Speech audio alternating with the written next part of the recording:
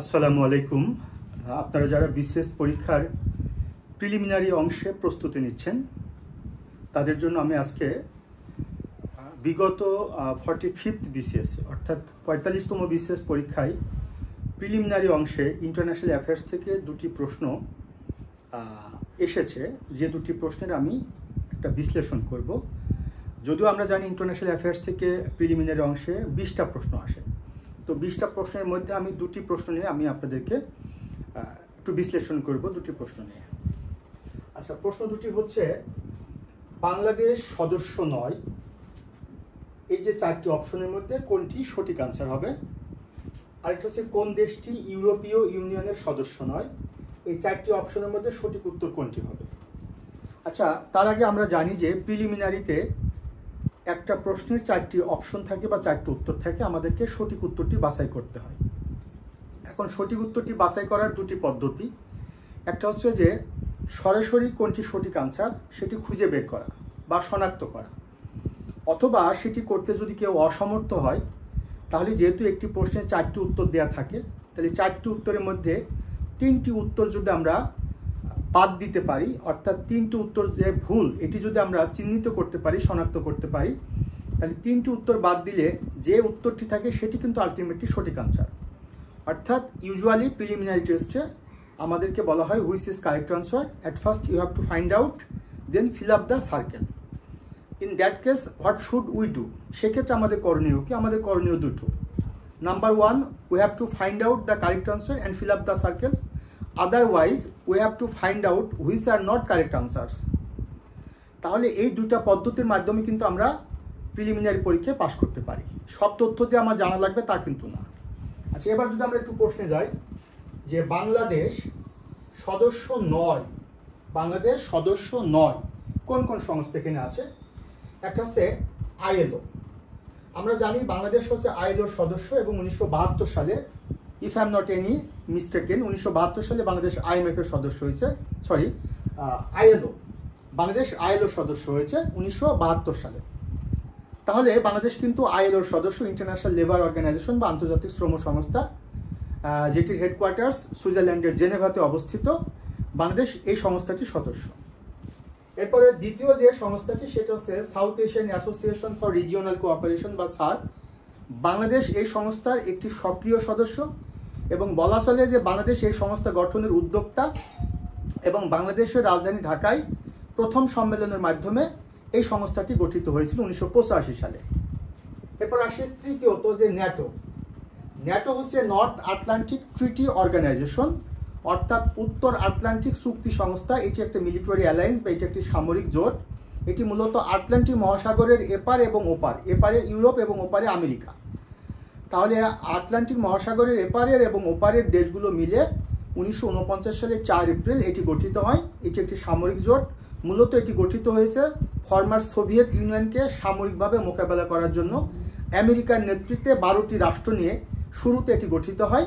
কাজেই যেহেতু এটি একটি সামরিক জোট আর এটি গঠিত হয়েছে সোভিয়েত ইউনিয়নকে মোকাবেলা করার জন্য সামরিকভাবে, আবার এই সংস্থাটি আটলান্টিক মহাসাগরের এপার এবং ওপার, অর্থাৎ উত্তর আটলান্টিক মহাসাগরের এপার এবং ওপারের দেশগুলো নিয়ে গঠিত হয়েছে।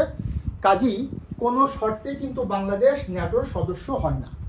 আর বিমস্টেক, এটি তো বাংলাদেশ এই বিমস্টেকের সদস্য, বে of Bengal initiative for multi sectoral technical and economic cooperation, এবং বাংলাদেশ সেটির সদস্য। কাজেই এখানে সঠিক আনসার কোনটা, যে কোনটি বাংলাদেশ সদস্য নয়, কোন সংস্থাটির বাংলাদেশ সদস্য নয়, তাহলে এটির উত্তর হবে কিন্তু এখানে ন্যাটো, অর্থাৎ বাংলাদেশ ন্যাটো সদস্য নয়।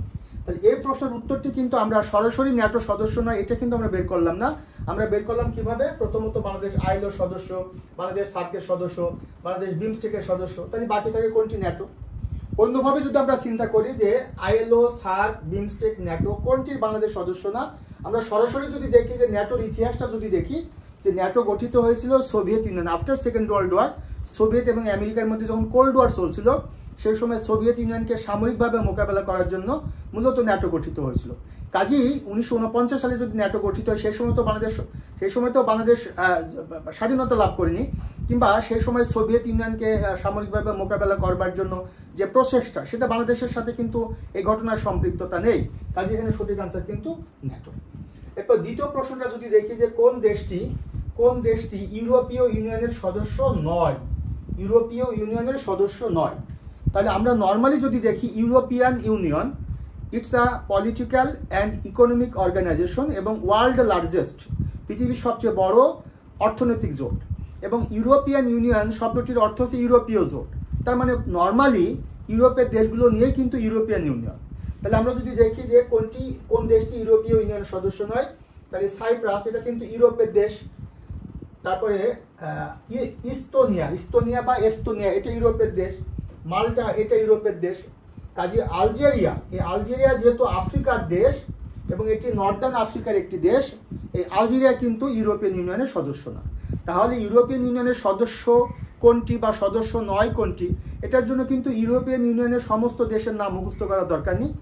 আপনি যদি একটু টেকনিক অবলম্বন করেন, যদি আপনি if you are concentrated in your exam hall and try to realise, যদি আপনি এক্সাম হলে কনসেন্ট্রেটেড হন এবং যদি উপলব্ধি করেন যে এই প্রশ্নের সাথে এই প্রশ্নের উত্তরে কোনো সম্পৃক্ততা নেই, তাহলে কিন্তু আপনি সঠিক আনসারটি খুঁজে বের করতে পারবেন বা ভুল উত্তরগুলোকে বাছাই করতে পারবেন।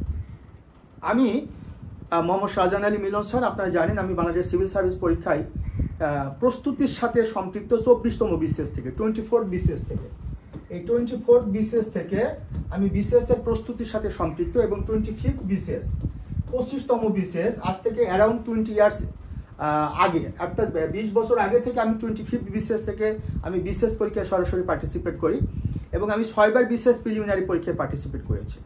বলা বাহুল্য যে আমি 2বার প্রিলিমিনারি পরীক্ষায় পাস করতে পারিনি এবং বাকি 4বার, পরপর 4বার বিসিএস ভাইভা বোর্ড ফেস করছে।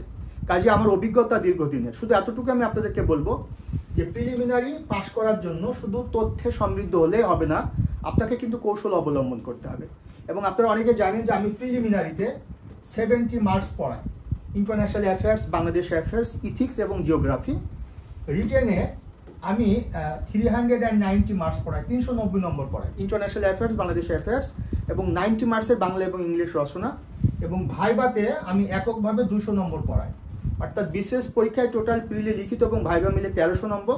এর মধ্যে আমি একাই আপনার 660 নম্বর পড়াই, একাই আমি 660 নম্বর পড়াই। বর্তমানে আমার 47তম বিশেষ প্রিলিমিনারি কোর্সে ভর্তি চলছে, সে 70 মার্কসের, এবং একই সাথে 44তম এবং 35তম বিসিএস এর ভাইবা কোর্সে ভর্তি চলছে। আপনারা অনেকে জানেন যে প্রতি বছর আমার কাছে ভাইবার সেবা নিয়ে প্রতি বছর অসংখ্য স্টুডেন্ট ক্যাডার অফিসার হচ্ছেন। আমি 29 বিসিএস থেকে ভাইবা পড়াই এবং 40তম বিসিএস থেকে সর্বশেষ 43তম বিসিএস পর্যন্ত আমার যে অনলাইনের স্টুডেন্ট আমার কাছে ভাইবার সেবা নিয়েছে, ভাইবা পড়েছে, তার মধ্যে থেকে around 200 student have been cadre officer এবং অ্যারাউন্ড মানে অর্ধশতাধিক স্টুডেন্ট নন ক্যাডার চাকরি পেয়েছে। কাজে আশা করি আপনারা এই আলোচনা থেকে অনেক বেনিফিটেড হয়েছেন। আমার সাথে যদি আপনারা যোগাযোগ করতে চান 01712282980, আমার কোনো কোর্সে যদি যুক্ত হতে চান আমার সাথে যোগাযোগ করবেন। তো সবার জন্য শুভকামনা। আসসালামু আলাইকুম।